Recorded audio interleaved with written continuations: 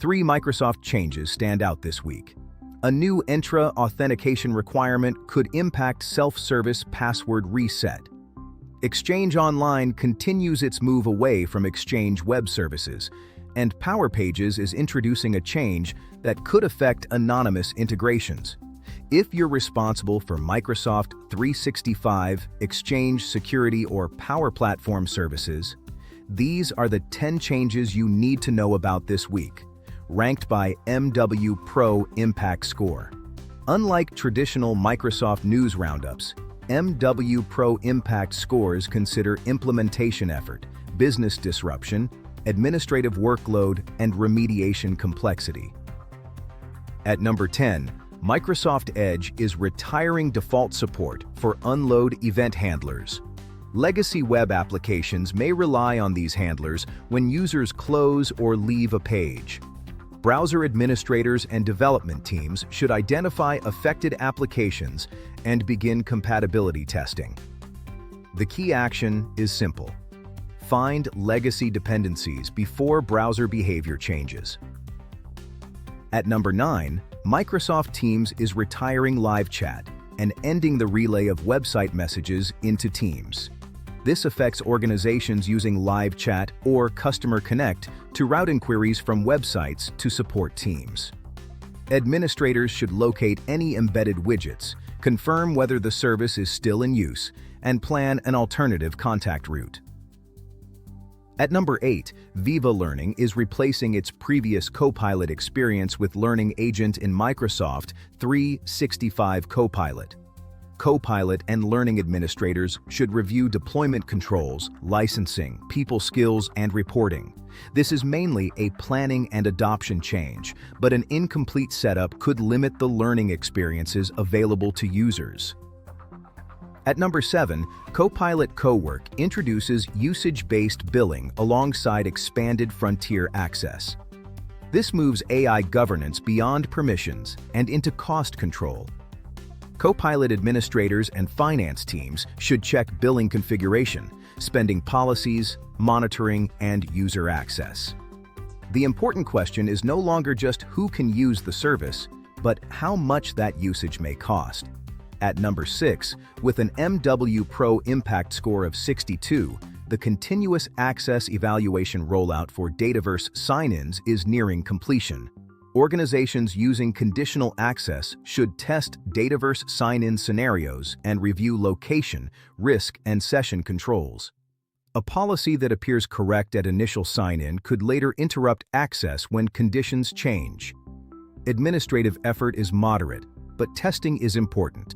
At number 5, also scoring 62, Dynamics 365 Contact Center adds custom voice support for voice agents. This creates an opportunity for more consistent customer experiences, but it requires governance. Contact center teams should confirm responsible AI approval, connect the appropriate voice model, and test the complete customer journey before deployment. At number 4, with an impact score of 63, Exchange Online is adding EWS Allowed App IDs ahead of the Exchange Web Services retirement. Exchange administrators must identify which applications still use EWS, map their application IDs, and allow only those that genuinely need temporary access. This is a bridge to migration, not a reason to delay moving to Microsoft Graph. At number 3, Microsoft Entra Self-Service Password Reset scores 66. From September 7, 2026, users will need explicitly registered authentication methods. Directory contact information alone will no longer be sufficient. Identity teams should review registration coverage, run the registration campaign, communicate with users, and prepare the help desk for anyone unable to complete a password reset.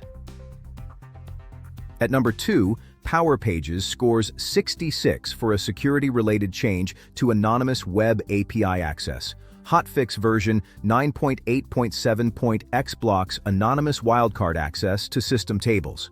Power Platform administrators and developers should audit affected sites and regression test anonymous user journeys. The main risk is unexpected failure in integrations built around overly broad access assumptions. At number 1, with this week's highest impact score of 71, Exchange Online is moving free and busy information, mail tips, and calendar sharing away from EWS-based controls towards cross-tenant access policy. This affects Exchange administrators, application owners, and developers responsible for cross-tenant calendar experiences. Inventory current dependencies. Assess the policy transition and begin testing before the wider EWS disablement milestones. This receives the highest score because it combines legacy technology retirement with potentially broad collaboration and integration impact if you only take 3 actions after watching this briefing. First, review any remaining Exchange Web Services dependencies. Second, verify authentication method registration ahead of the September Entra SSPR enforcement date. Third, validate Dataverse conditional access policies before continuous access evaluation rollout completes. Those 3 changes carry the greatest operational risk this week. You can find the complete impact analysis and recommended actions at MWPro.co.uk. Subscribe for next week's Microsoft Change Intelligence briefing, and always check your own message center for tenant-specific dates and guidance.